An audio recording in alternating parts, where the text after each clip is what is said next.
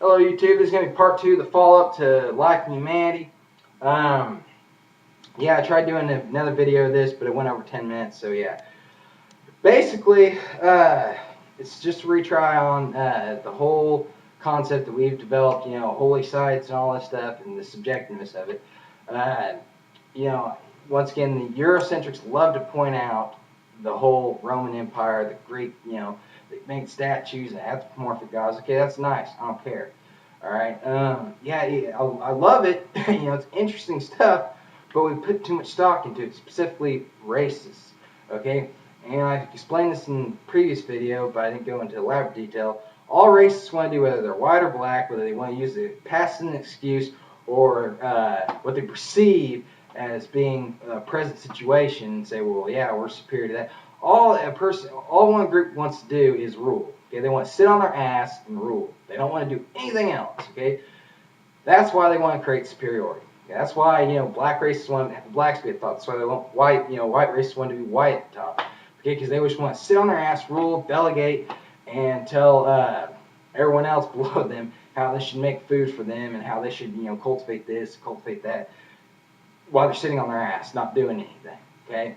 I'm sorry, but I don't respect any ruler that just sits on their ass and not doing anything. You can delegate with other countries. Once again, I believe all the governments of the world are retarded. We live in a world that is run by people who are absolutely stupid. It doesn't matter what government they are.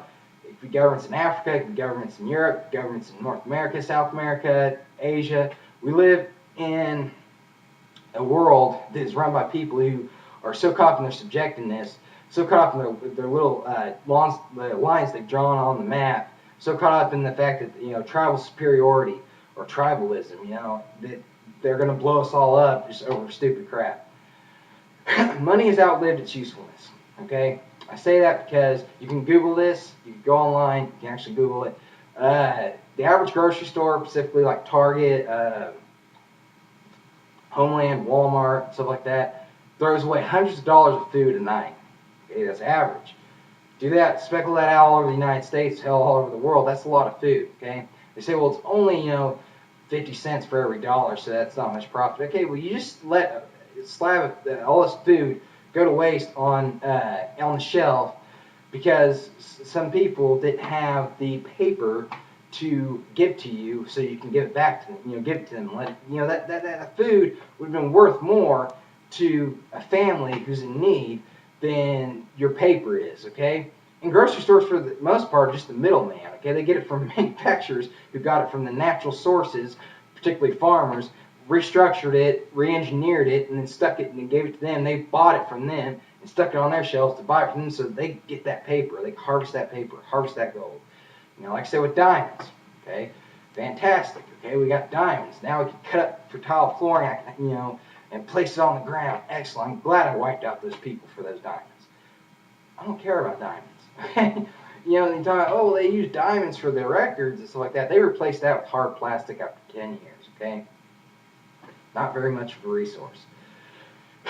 And I really applaud India's government on one point. The fact that they actually are working with a company to harvest the rain that the monsoons give in.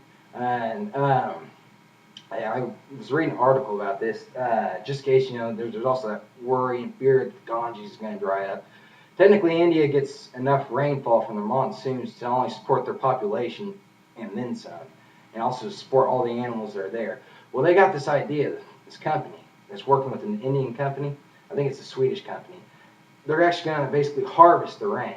Okay, so they're going to be able to store it up just in case there's droughts in certain areas. They could bring the rain there, water the crops. There you go. You got plenty of food and water for everybody. Excellent idea. That's politics. Okay, delegating on how what religions should rule this one area, how they should live, what corporations should do. Oh my God, the national debt. That's not politics. Okay, that's just being caught up in subjective dumbassness. All right, I'm sorry, I can't understand people who they adhere to, oh, the pyramids were so great. Okay, well, if they had the capabilities of building that, they could have just used that to, I don't know, make farmlands. Instead of just being huddled at the Nile River, they could have taken the dam right there, branched it out back into the Nile River, and created plenty of farmland. All that water going there, and even you can move soil. They did that in America. They moved soil where they're to areas that didn't have good soil to plant on. All right, and you got a lot of people who still make fun of the tribals in Africa, which only make up 15%. I believe I mentioned this in the last video, but I've been doing so many of these, I'm going to mention it again. They are actually, I think they have it right, okay, for the most part. They could use a little more technology and stuff like that in certain aspects, but they have it right. They're not held up in the subjective reality. Unfortunately, as Africa becomes more urbanized, and even India and stuff like that, these places really need to hold on to their spirit. India's doing a great job. A lot of places in Africa are doing a great job. Not so much in certain parts, specifically in South Africa, where they are. I'm sorry that the government there is trying to get revenge on the whites for apartheid, which is probably why Africa is going down and Nigeria is rising up, because Nigeria doesn't give a crap about that. They're like, okay, the colonizers are gone. Hey, you want to come here? You want to tour our places? Nigeria's economy, South Africa's economy. Yeah, okay. There you go. Okay, it's all about what you hold important. Okay, you can insult the tribes all you want to, but the tribes have it right. They have their priorities straight. Okay, we got to find food, water. We got to build, good enough structuring.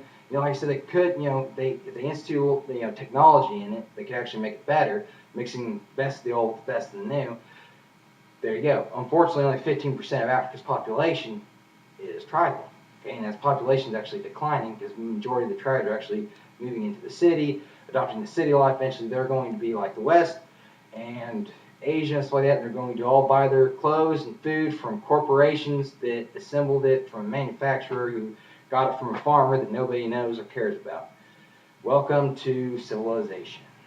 Okay, like I said, you can mix the best of the new, best of the old, and you can actually make it better. But nobody wants to do that, so whatever. Maybe I should get into politics. But everyone just that nobody wants to be reminded of the pagans past in Europe, or the Native Americans, or the African tribes, or even how they lived in Japan. They all think of that as a barbaric way of living. Okay, well, we've tipped the scale here and then gone over to the other side of the barbaric way of living, and that's enslaving your ass, sitting in front of a computer all day, working for a corporation that just manufactures stuff from other corporations and sells it just to keep the paper, keep the paper up, keep the gold up. Gold don't mean shit. Okay, I'm sorry. Okay, yeah, it has its purpose, but when you're invading lands and wiping out people, and just for that little shiny stone, it really loses all its value. Okay, kind of like on the Dark Knight when the thief was stealing all the rubies and stuff like that, and they found a little boy playing with ruby back in Burma or whatever, and how they caught him. They burned down the forest. Grant's a movie, but it really gives you a thought. They burned down an entire forest to catch a thief that was stealing just stones. None of that seems out of place for anybody. Okay, yeah, to me it just seems absolutely crazy. But anyway, I'll probably make a part 3 of this. Catch you later.